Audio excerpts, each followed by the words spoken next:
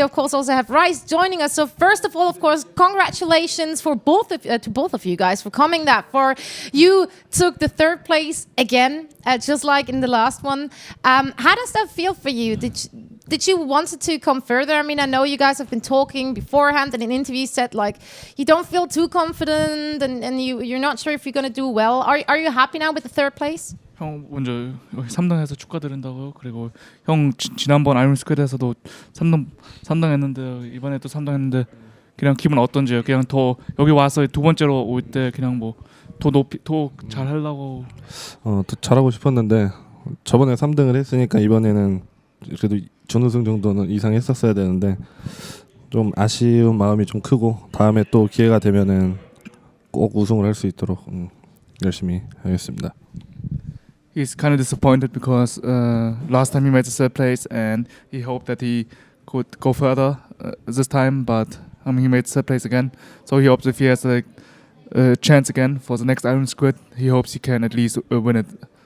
Oh, we very much hope to see you again because seriously, that CVZ from you, that was insanely awesome to watch. Like we really sat here and we were like enjoying this so much. So thanks a lot for playing so well and letting us see your games. And now a quick question to you, as like we have the pictures in the booth, we have like the cameras in the booth, so we see how you guys react. And I see like all the other players are like wiggling around and just doing stuff, and you're just like still. Is that always like that? Or are you just so calm, or are you just like nervous on the inside? 다른 무대에서 카메라 들어와 있잖아요. 그럼 보이잖아요. 선수들 어떻게 행동하는 거. 형 무대에서 네, 아니 형 안에 그냥 다른 선수들마다 게임할 때마다 움직이면서 뭐 행동하는데 형은 마다 조용히 앉아 있고 그냥 그 옛날부터 그랬는지요.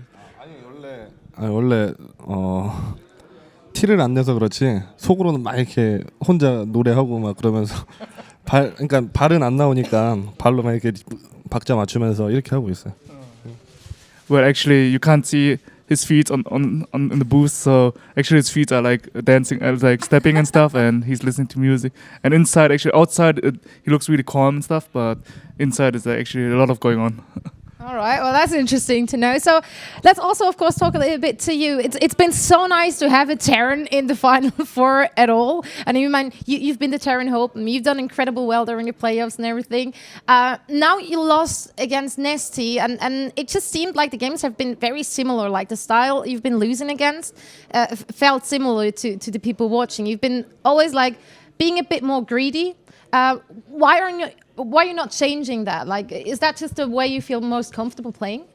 먼저 여기 와서 축하드리고 그리고 예선에서 그냥 다 뚫고 잘 올라왔는데 그 여기서 지금 제리형한테 3대0 졌는데 계속 판이 다 비슷하게 졌잖아. 베인님랑 저그린 들어와서 그리고 너가 게임 한 방법 좀 뭐지? 그냥 뭐 커맨센터 빨리 지든지 그냥 막 greedy잖아. 그냥 뭐 그 왜 그 방식 안 바꿨는지 계속 그것 때문에만 지잖아. 사실 똑같은 거로 지는데 왜 그거 안 바뀌는 스카우팅도 안 하고 그런 식. 일단 일단 저그전을 너무 요새 안 해가지고 좀 감이 많이 떨어진 것 같아요. 그리고 아까 제덕 형이랑 할 때 좀 잘못 짚어가지고 제가 조금 저 혼자 좀 이상하게 한 것 같아요. 좀 아쉽네. Well, 그리고 이제 그리디 안 해야 될 것 같아 이제 느꼈어요. Well, he said at the end that he thinks that he won't play any not greedy anymore. He learned his lesson and he didn't play that much TVZ lately, so he thinks like his preparation wasn't that good. And against NST, a lot of things went wrong, and he didn't play his A game. So it's just like he has to change his play style. Yeah, so it still has been very entertaining, so thanks a lot, of course, also to you. And now I want to give you guys the final words. You guys seen the crowd out there. You've heard them. You heard how amazingly loud they are and how supportive they are of both of you guys. Like, they didn't cheer less for any of the players. They were like, that was all equal. And, of course, the guys at home are also cheering for you guys. So is there anything you want to say to your fans? 팬분들한테 말하고 싶은 거 있나요? 팬분들? 네. 일단 항상 감사드리고 응원해 주셔서 8위만 오면은 항상 너무 열정적으로 응원을 해줘가지고 너무 항상 감사하게 생각하고 있고 그리고 우리 LG 많이 좀 사랑해 줬으면 좋겠고. Well, Nesti's obviously every time he comes to Paris, the second time, the crowd is going crazy. They're cheering for him, and it's really nice to see such a support. And he's really thankful for it and stuff. And he thanks a sponsor like AG and hopes that they're gonna keep supporting them and helping them to come to those kind of events and to keep playing. 요새 해외 대회 몇 번 나갔는데 다 응원 많이 해주셨는데 항상 저거한테 좀 제가 못해서 져가지고 죄송한 마음도 있고 그리고 이번에 테란 혼자 나왔는데 너무 경기력이 안 좋아서 다음번에는 또 이렇게 해외 대회 프랑스 오면 절대 안 질게요. 네. So he feels sorry because he was the only Terran here in the tournament and didn't play well. And lately, when he came to foreign events, he lost versus Zergs. So he's sorry for that he didn't practice his TVZ didn't improve his TVZ. And when there will be a chance for him to come to the next to France or outside of Korea again, he hopes he will win it. He will win the tournament. Great. So thanks a lot. You guys really deserved all the support you get, and I hope that's very much more in the future. And I, of course, hope we're going to see you both in the next IronSquid. So thanks for taking the time. Once more, thanks for translating. And, as you have seen throughout the whole day, IronSquid likes to do big things, to announce anything. Doesn't matter what it is. So, of course, before we head into the final game, we once more have a big thing for you out there. So stay tuned.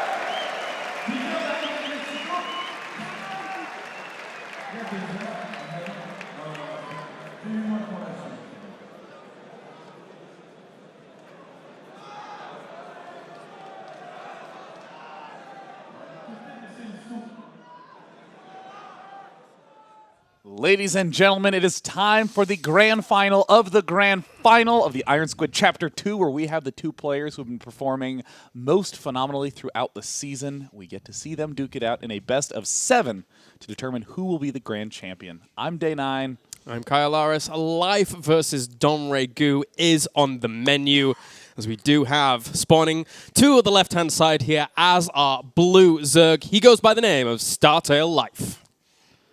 And spawning over on their right position, performed oh so strongly in these exact spots against Nesti. He is MVP Donregu.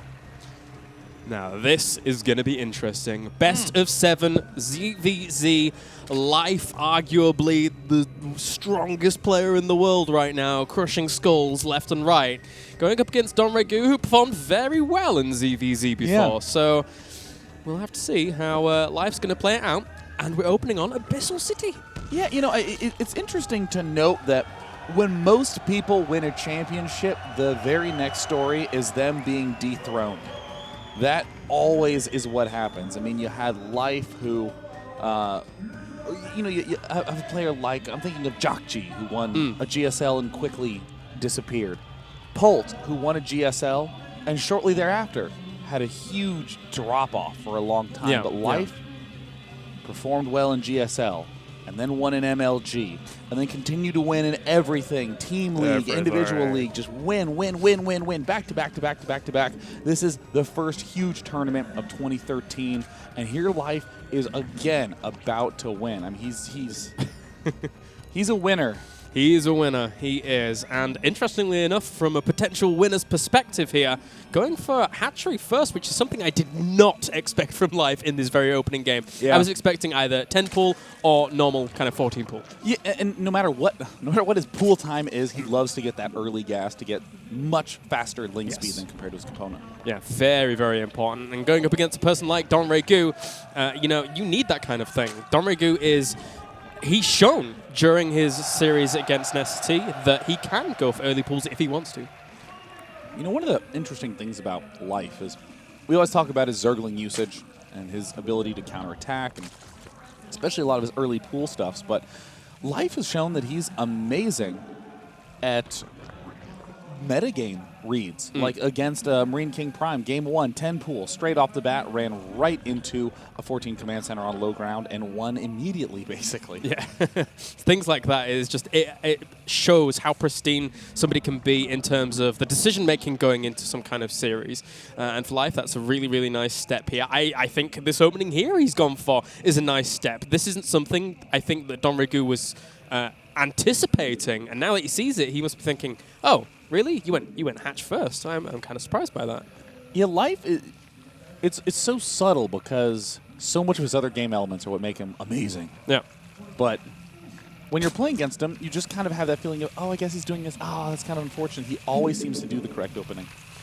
For now, we do have just a few Zerglings on the way for Life here to go for a little bit of scouting potential and speed on the way for both players. Life will have a smaller advantage, but not really too much in the grand scheme of things. Yeah, I mean, at this point in time, this is one of these standard Zergs where one player opens up Hatch first, the other player opens up Pool first. Yeah. The only thing that really ends up panning out is that they have kind of alternating releases on the larva. Both just going to generally get up that early defensive Baneling Nest, and there it is for DRG. A lot of this is the by-the-book stuff, not a lot of intense micro battles. So what are your thoughts on how the mid-game could pan out? Well, for Life, this is a lot about, going straight into, a lot of potential counterattacks in terms of the Zerglings. That it's funny because Life, if he retained Zerglings in the early game, he's one of the best players at using them in the mid-game. Yeah, and there's Donregu immediately showing off some unbelievable Zergling micro of his own. Yeah, very, very nice. He's just dancing around here. And Leia is already on the way for Life. Good God, that's quick here. Donregu needs to be able to scout this out, and obviously the potential possibilities. Jeez. Yeah, I mean, the normal way to get a fast layer has you start the layer at around 6 minutes. Yeah, look, thank you, Donregu. Literally doing the exact same thing. He's going for the 6-minute layer. But we see starting at Life, gosh, that's 5:30 layer. Yeah, and both guys have taken all 4 gas guys here, so one can only assume that they're playing to the nuances of the map and probably going to go for a Spire player each. We have the Spire already on the way for life here. Will we see the Spire going down for Don Regu is the question. Yep, there it is going. You know, this is fantastic play on this map. I really like that with 4 enormous distinct counterattack paths and a 5th one that can be opened up by destroying those rocks in the center. There we see them right there. Thank you, wonderful Funka, who's doing the observer. I mean, the Mutalisks are the best way to be able to manage that space. Yeah, they really are. It looks like Life's going to try and go for a little bit of a scout. Will be denied for now, though. Don Regu kind of easily warding that off. And behind this, Don Regu is actually not going for Spire just yet. He's just going into the standard Roach mid game. I like this. I honestly think that on maps where you have some of the most defensive problems, you should either embrace it the way that Dong Regu is doing and go for those roaches and infestors straight away, just focus on playing really solid, really good defense, or say, oh, if you have problems defending, then I'm going to attack. That's exactly what we see Life doing. Yeah, nice Baneling connection there. The Zergling is going to try and scoot by, see exactly what is going on. Do they get a whiff of the Spire? Yes, they do. A great scout there by DRG. And now he can prepare, but the Spire just popped, so he has to prepare very quickly. I don't think that Life will make more than 8 Mutas. Yeah, I would agree with that, actually. Just kind of mix them in and then transit. Oh, but he's going for weapons. I think he thinks his opponent's also going for Spire. Wait, no, because he'd be going for Carapace then. Never mind. I mean, it is a convenient way to get a little bit easier of kills. I mean, if you think about the fact that a lot of the Zerg units have that extra 1 hit point that heals when you do damage, getting the +1 attack can be a little bit more advantageous. There's a single additional Mutalisk, but we already see Life transitioning out of the Mutalisk tech with that Roach Warren going down, the Expand, the 1 Evolution Chamber.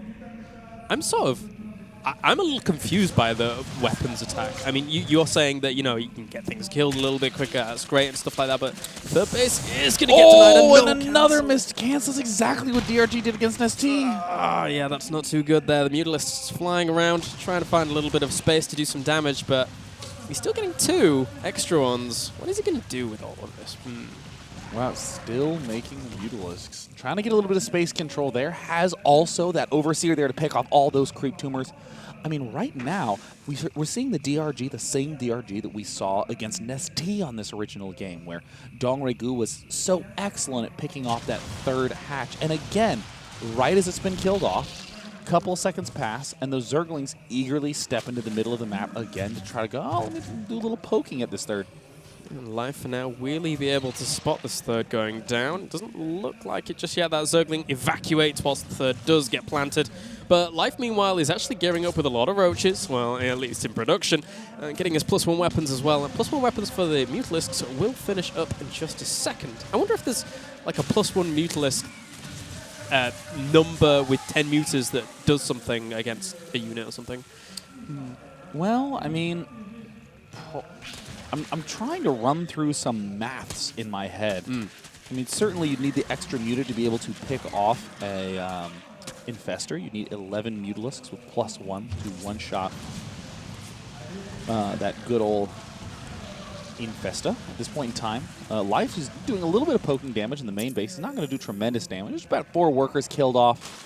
And at this point, we're seeing finally the transition into Infestors from Life, who is ahead on supply, but a lot of that is because he's gone for roaches instead of getting anything high-tech based. Yeah, that's true. He's up to 19 roaches right now in comparison to his opponent's 11. Trying to establish his 3rd as furiously as possible. And meanwhile, we have even DRG just getting his 3rd as quickly as possible. But he does have +2 on the way for his roaches himself. So if an engagement ends up coming, whilst we only have like +1 against +2, for example, +2 for roaches is a pretty big deal in comparison to just +1. It's extra 2 damage. All right, and there, again finding himself a queen, just really trying to stilt the production of Dong Regu, but still has to pull back due to that Spore Crawler placement. Doesn't want to get too over-eagered. Oh, the fungal, nice fungal. You will be able to pick off just a little bit of Mutalisking, not a ton. And of course, you have to spend a big fat chunk of energy just to keep those dudes still. You really do. I would love to see someone work out like well, I mean, it doesn't match up equally completely, but like how cost effective it really is to fungal a certain pack of Mutalisks, and depending on if someone's actually going to push during, I guess it's not, but you know, wasting that many fungals can be extremely detrimental against Mutalisks, which for all intents and purposes aren't really going to matter in a straight up fight. Yeah. You know, if Life went for the double expand here, I'd be a lot happier. I mean, if you devote to Mutalisk and devote to Lings, you got that map control. You're saying, no, the map's mine. You just, no, you're not moving anything anywhere. I'm going to have all the watchtowers, all the speed overlords wherever I want. But right now, Life is behind on the Infestor count by a long shot. DongRegu, 9 Infestors, all of which have pretty high energy. Only 6 recently hatched Infestors for Life. Roach lead. Neither player really has the advantage. Both getting Hydralisks right now. I mean, I'm definitely leaning more strongly towards DongRegu at this point. Meanwhile, we do have up to the top. Whoa, this one Spore Crawler with 9 kills. There was a huge blob of blue moving up to the top. I'm curious as to what is actually going on up there. Some Roaches poised for some kind of counter-attack, as Life now knows his opponent is moving into the middle of the map, so no doubt he'll dart in with those very soon. And here comes Life stepping right on it. DongRegu is pulling back at the same moment, though. This is going to be a lot of Roaches that are potentially just going to get thrown down the tube. All target firing that hatch. An instant transfuse by DongRegu even before his army arrives. DongRegu wrapping around those units, and again another Roach counterattack, but they get picked off. An excellent split from DongRegu, and meanwhile on the top right side, sure they killed off that expansion, but all those Roaches are gonna die. If any fungal was attributed to a damn good fungal, that was one of them. Hitting those Roaches perfectly as they were moving towards to go for an extra multi-pronged attack was really, really strong play there by DRG. DongRegu destroyed Life in that attack. Now we have 20 Hydralisks in production. 6 more left to hatch. Third base goes down. Now Life must do non-stop counterattacking. Keep DRG on his toes for what, 4 or 5 minutes? Like, he needs a lot of time to rebuild. Both players now going to be finishing up 2-2 range, Hydras, all that good jazz, except DongRegu in that unit tab. We're seeing a hell of a lot scarier of an army. 21 Hydras, yeesh. 21 Hydras is a very, very difficult thing to deal with. You're right here. And with that, I mean, how is Life actually going to combat that just now? He's slightly supply blocked here. He needs to make more units. He's going to go for the engagement. Oh, that is a very nice set of fungals from DongRegu. A couple of Infestors get caught on the top side, but it looks like with the 21 Hydras, it is not really going to matter too much. DongRegu is already ripping it down. We see the long-range mining drone still trying to secure that top right side. And even though Life has that supply lead, it's a little bit of an illusion. Most of that is the 20 Roaches that are in production as we speak. Yeah, but will the shorter reinforcement path of Life be able to beat this out? For now, it will, as behind all of this, DRG's economy for the whole time that third's been down has been completely crippled in comparison to Life. And Life, for now, can max out so much quicker here. 174 supply right now to 126. Man, Life is a wizard. Every single time he seems to be at a huge disadvantage. He just calmly does a couple small counterattacks, gets one good engagement, and then he's really far ahead. You know, it's kind of funny because a lot of people will watch Life do this in Zerg vs. Terran, and they'll go, oh gosh, you know, it's probably that Zerg is overpowered, and there needs to be some nerf to this unit or that unit. But here we see DongRegu was in a big army lead. He had half of the units lost of Life. And then Life, just in one engagement, is now way ahead in supply. Yeah, it's a wizard is a correct way of saying it. I'm actually imagining Life in, like, you know, like the Fantasia, like with Mickey Mouse in his little robe and his little hat. I'm imagining Life in that little costume. He looks so cute. Oh, gosh, I mean, yeah. As you say that, I totally look at Life now and can't envision a black mage from Final Fantasy 1 without the hat on. That's Startale Life. Yeah. Yeah, look at that. Just put that hat on him. Boom. He's got it. He's got it, man. And now Life is moving out with a gigantic force. I mean, it's essentially going to be Roach-based, but there are those 18 Hydras kind of stuck at the backside. DongRegu instantly gets the concave advantage by fungaling right at the bottom of that ramp. That's a very, very nice place for a DongRegu to engage into, considering that he was down his supply slightly. Life, though, still battling back, bringing it back a little bit. Counterattack at the bottom. Oh, he's going to try and do some damage here as well. That engagement still on the way up at the top, though, trying to beat down all of this. Those Hydras made actually a really big difference in the end. Drones from Life, not quite sure what to do, but they know that they shouldn't be by those roaches. Now that Dongregu finds them, they will instantly surround and start giving them a little headache. Oh, Life! Oh. What happened? Well, they melted quickly. Oh, wow. And so did that one as well. Poor Life. Just like that wizard melted. I mean, right now, Life has 23 Hydras, 19 Roaches, and that's it. This is another time where you would say Dongregu definitely has the lead. Max versus probably, what, 3/4 Max, another engagement. We see Dongregu getting a decent concave, and it continues to crush through as it becomes Roach versus Hydra. Dongregu has a clear edge. Can he keep it against Life? He's found his way back into this game so well. He took his 4th, he got the 7th and 8th Gas Geyser, which are so important in ZVZ, whilst all this time, Life never took his 7th and 8th. GG! Wow! Life noticeably frustrated. Did you see at the end of the game? Look, he's left his booth. He's there. He is walking Where's he out going? at the bottom left. Bye-bye, Life. He just waltzed right out. I mean, he must be very frustrated with himself. He was in such a good position there. After denying his opponent's 3rd base, killing that off, he had 3 bases worth of economy. If he takes his 4th base from that point on and takes the 7th and 8th Gas Geyser, DRG just, well, he got that great engagement as well at the bottom of that round. That was really, really nice. Yeah, that was definitely the tide turning moment. Everything looked in favor of Life, and then Dongregu, like you said, nailing the bottom of that ramp. But something blows my mind. How on earth was Life able to get such a huge lead? I mean, he waltzed up to the 3rd, threw away all those roaches, did a counterattack into the natural, threw away all those roaches, and essentially killed off a hatch. And that was it. And then just instantly got the lead again. It's mind-blowing. I think for the most part, it's to do with having more lava and more income, right? To supplement the difference between how much army you're left with and how much army your opponent has, but in a crippled state. So, but you're right. I mean, those kinds of dynamics in ZVZ are so hard to fully attribute for in your mind. Yeah, because it's so true. When most people go for an attack, they try to get in and kill off some drones and leave because everyone knows that that's a good exchange. Yeah. Some free workers. But we always speak in that theoretical term. Look at all that lost mining time. But the question is, how much mining time really is lost? How much damage is really dealt? It's not as clear. 5 drones, it's really easy to compute with a lot of attacks how many workers you about need to kill off to make the units lost there worth it. But it's so unclear to see Life waltz in there, throw away 2.5 times as many units as his opponent, and then got a hatch, and then was able to exploit that position. People don't make that decision consciously. No. They say, well, if I'm even and I kill the expansion, then I guess it's fine. But to lose that much, it's crazy, the decision-making Life uses. Yeah, very, very strong. And these dynamics only really come into play fully in ZVZ because there is that lava versus lava mechanic that is there and exists. Yeah. So it plays out far different to any other matchup. It's so weird to watch, and it's so weird to even play when you have to factor in those kinds of things, those kinds of plays, and really kind of just say, well, I can.